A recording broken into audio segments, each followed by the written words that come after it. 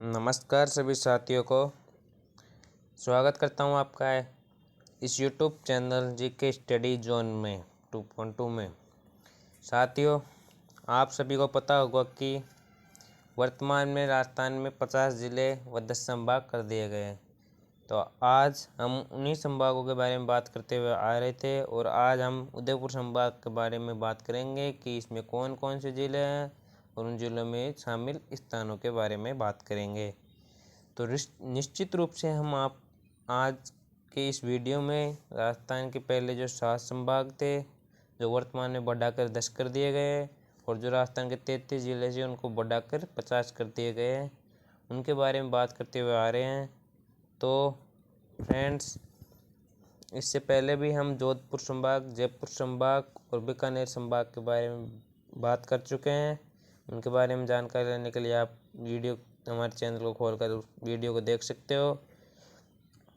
तो बने रहिए वीडियो के एंड तक। ये वीडियो किसी एक विशेष भर्ती परीक्षा के लिए उपयोगी नहीं है। ये राजस्थान से संबंधित कोई सी भी एग्जाम हो उनमें सभी के लिए उपयोगी है।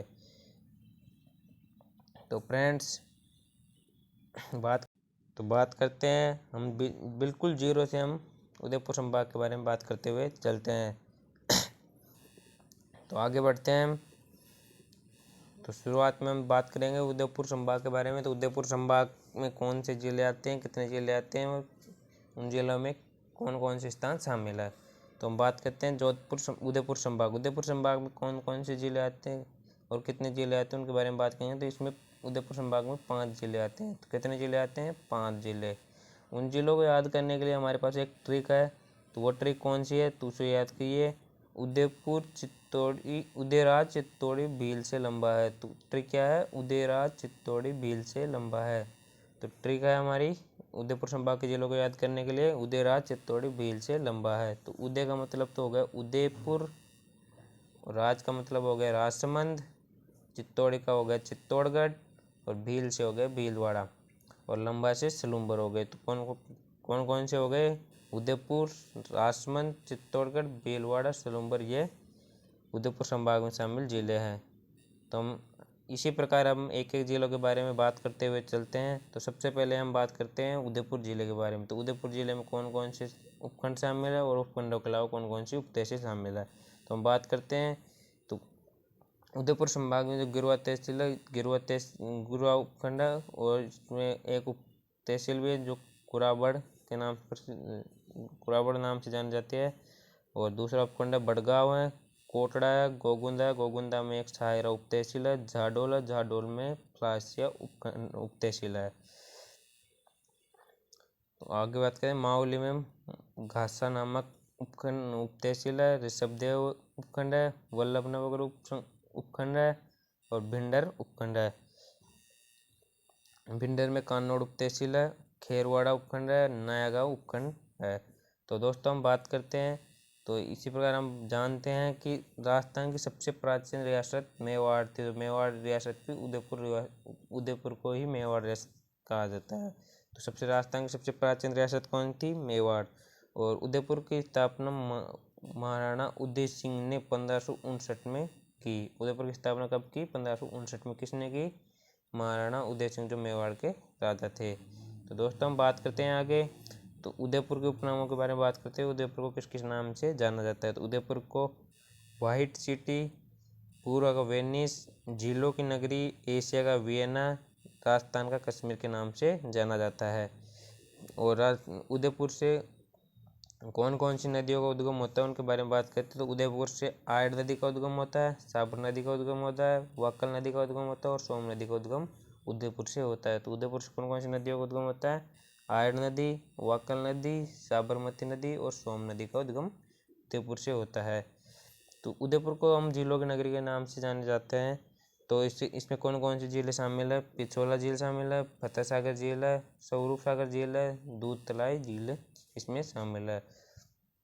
वल्लभनगर के उदयपुर में स्थित वल्लभनगर तहसील के बारे में बात करते हैं। तो वल्लभनगर तहसील में कौन क्या शामिल है? केंद्रीय भैंस प्रजनन अनुसंधान केंद्र वल्लभनगर में स्थित है। वल्लभनगर में क्या है? केंद्रीय भैंस प्रजनन अनुसंधान केंद्र वल्लभनगर में स्थित है। वल्लभनगर को वल्लभनगर सभ्यता भी वल्लभनगर में ही स्थित है, जो उदयपुर में आती है। देबारी देबारी क्यों प्रसिद्ध है? तो देबारी में हमारे हिंदुस्तान जिंक लिमिटेड कारखाना स्थित है। तो हिंदुस्तान जिंक लिमिटेड कारखाना कहाँ स्थित है? देबारी में। इसकी स्थापना कब की गई? तो 1966 में इसकी स्थापना की गई। तो देबारी में हिंदुस्तान जिंक लिमिटेड की स्थापना कब की गई? 1966 में। डबोक के बारे में बात करते हैं। तो डबोक में उदयपुर का हवाई अड्डा स्थित है, जिसका नाम है महाराणा प्रताप हवाई अड्डा। तो महाराणा प्रताप हवाई अड्डा कहाँ स्थित है? डबोक कहाँ है? उदयपुर में। बात करते हैं हम जगत अंबिका मंदिर के बारे में। तो जगत अंबिका मंदिर कहाँ पर स्थित है? तो उदयपुर की गिरवा तहसील में जगत अंबिका मंदिर स्थित है। तो जगत अंबिका मंदिर कहाँ स्थित है? उदयपुर के गिरवा तहसील में।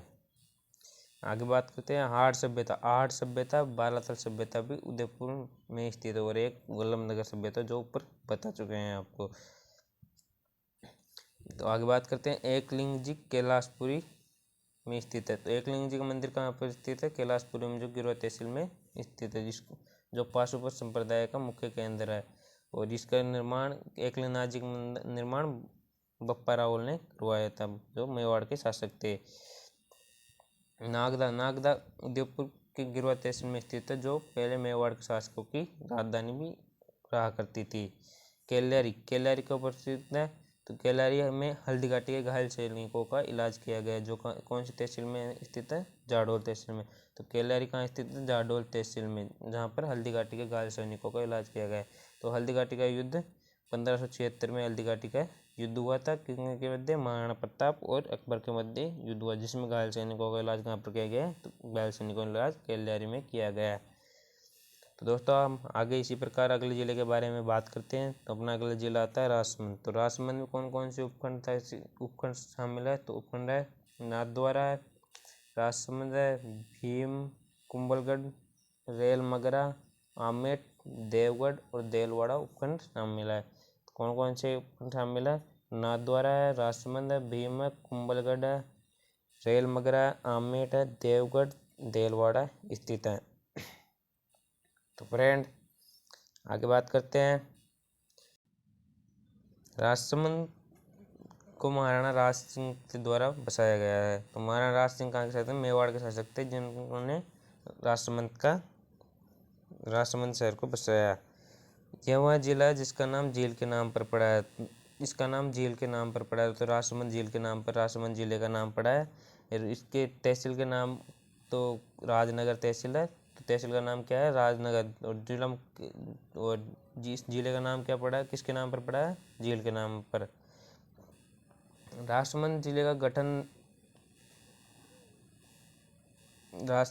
का गठन 10 अप्रैल 1991 को किया गया। तो 10 अप्रैल 1991 को 3 जिलों का गठन किया गया। तो वो कौन कौन से? B, D, are.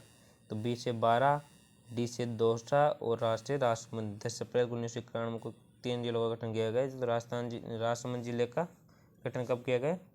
10 अप्रैल 1991 को। तो राजसमंद में स्थित और मुख्य स्थान कौन कौन से हैं? तो कुंभलगढ़ दुर्ग स्थित है।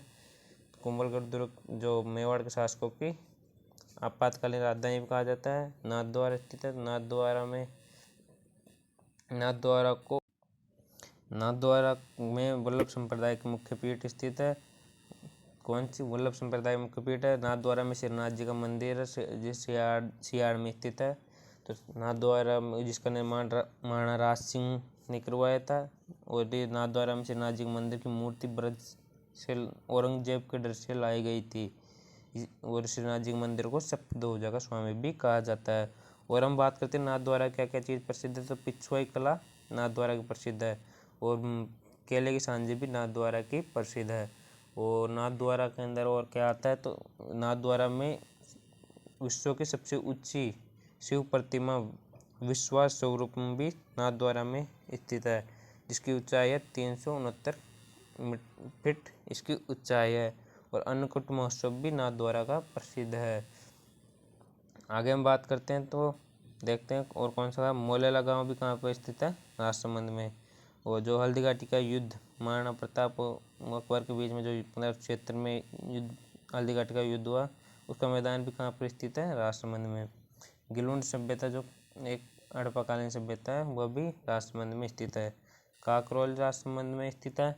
और चार भुजानाथ जी का मंदिर भी राजसमंद में स्थित है। और राजसमंद झील जिसके नाम से राजसमंद जिले का नाम पड़ा है वो भी राजसमंद जिले में स्थित है। आगे हम बात करते हैं जिस चित्तौड़गढ़ से संबंधित, तो चित्तौड़गढ़ में कौन कौन से उपखंड शामिल हैं उनके बारे में बात करते हैं। तो रासमी, कपासन, बेगू, भोपाल सागर, निम्बाहेड़ा, डूंगला, राउतपाटा, अकोला। चित्तौड़गढ़ जिले से संबंधित कौन कौन से हैं? तो रासमी उपखंड है, कपासन उपखंड है, बेगू उपखंड है, भोपाल सागर उपखंड है, निम्बाहेड़ा उपखंड है, डूंगला उपखंड है, राउतपाटा उपखंड और अकोला उपखंड स्थित है। हम आगे बात करते हैं स्थान को। तो भैंसरोगढ़ दुर्ग, तो भैंसरोगढ़ दुर्ग कहाँ पर स्थित है? भैंसरोगढ़ तहसील में स्थित है, चंबल और बामनी नदी के किनारे पे बसा हुआ है। भैंसरोगढ़ दुर्ग कहाँ पर बसा हुआ है? चंबल और बामनी नदी के किनारे बसा हुआ है, जिसे जल दुर्ग भी कहा जाता है। भोपाल सागर क्यों प्रसिद्ध है? भोपाल सागर में द मेवाड़ शुगर मिल्स की स्थापना की गई थी, जो राजस्थान की पहली चीनी मिल थी। तो भोपाल सागर में द मेवाड़ शुगर मिल्स की स्थापना की गई, जो राजस्थान की पहली चीनी मिल थी। चित्तौड़गढ़ दुर्ग के बारे में बात करते हैं। राजस्थान का सबसे बड़ा लिविंग फोर्ट भी है। तो राजस्थान का सबसे बड़ा लिविंग फोर्ट कौन सा है? चित्तौड़गढ़ को राजस्थान का गौरव भी कहा जाता है। बेगू क्यों प्रसिद्ध है? तो बेगू किसान आंदोलन के लिए प्रसिद्ध है। बेगू क्यों प्रसिद्ध है? किसान आंदोलन के लिए बेगू प्रसिद्ध है। चंदेरिया एशिया का सबसे बड़ा जिंक स्मेल्टर संयंत्र कहाँ पर लगा हुआ है? चंदेरिया में। तो एशिया का सबसे बड़ा जिंक स्मेल्टर संयंत्र कहाँ पर है? चंदेरिया में। अकोला गांव दाबू प्रिंट के लिए प्रसिद्ध है, जो चित्तौड़गढ़ में स्थित है। तो अकोला गांव किसके लिए प्रसिद्ध है? दाबू प्रिंट के लिए। राउतपाटा में राजस्थान का पहला परमाणु ऊर्जा संयंत्र स्थापित किया गया है। तो राजस्थान का पहला परमाणु ऊर्जा संयंत्र कहाँ स्थापित किया गया है? राउतपाटा में। मार्तकुंडिया राश्मी को राजस्थान का हरिद्वार भी कहा जाता है। तो मार्तकुंडिया राश्मी को क्या कहा जाता है? राजस्थान का हरिद्वार कहा जाता है। राणा प्रताप सागर राजस्थान का सबसे ज्यादा भराव क्षमता के आधार पर सबसे बड़ा बांध है। सबसे भराव क्षमता के आधार पर सबसे बड़ा बांध कौन सा है? तो राणा प्रताप सागर बांध सबसे बड़ा है।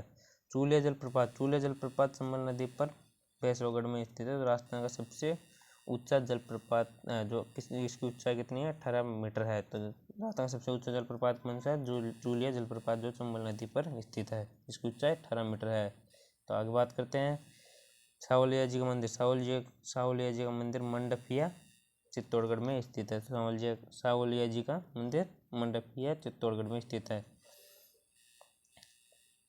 तो भीलवाड़ा से इसी प्रकार भीलवाड़ा से संबंधित बातें करते हैं। तो भीलवाड़ा में कौन कौन से उपखंड आते हैं उनके बारे में बात करते हैं।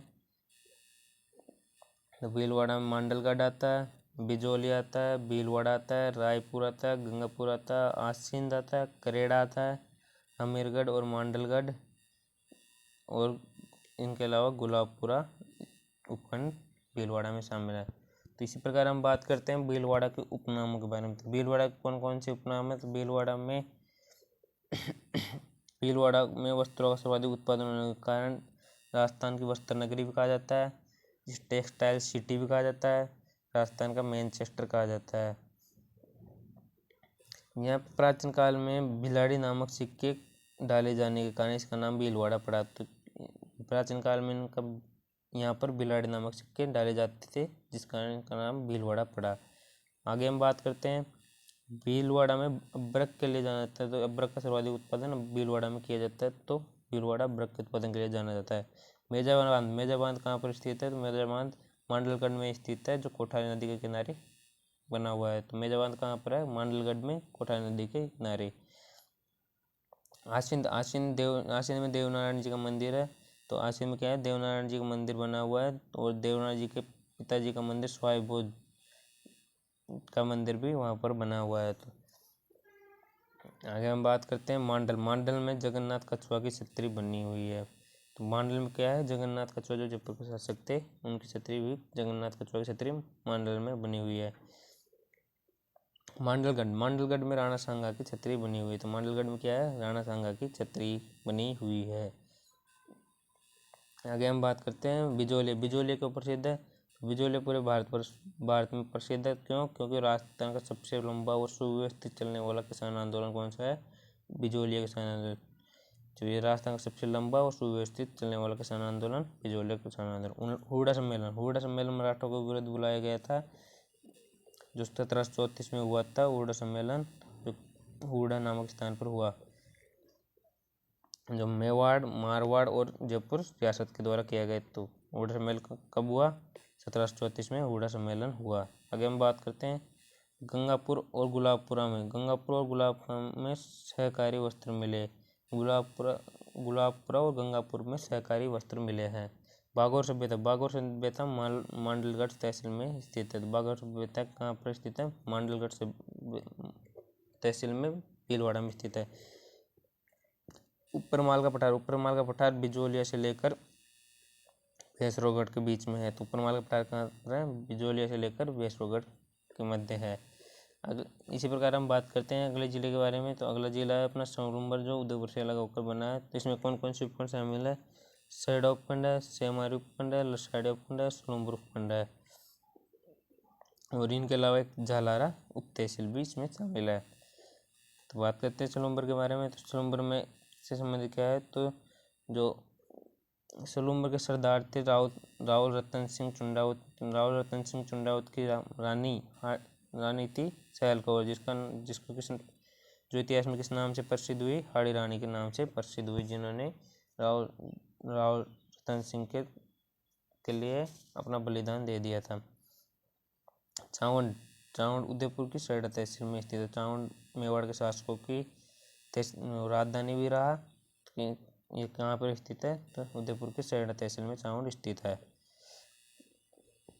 जयसमंद झील और लसाड़िया का पठार सलूम्बर में स्थित है। जयसमंद झील और लसाड़िया पठार सलूम्बर जिले में स्थित है। तो हम इसी प्रकार बात करते हैं जयसमंद झील के बारे में कुछ बात करते हैं। तो जयसमंद झील का निर्माण 1685 से 1691 के मध्य महाराणा जयसिंह के द्वारा किया गया। तो इसका जयसमंद झील का निर्माण कब किया गया? 1685 से 1691 के मध्य महाराणा जयसिंह के द्वारा किया गया। इसका उपनाम है डेबर झील के नाम से भी इसे जाना जाता है।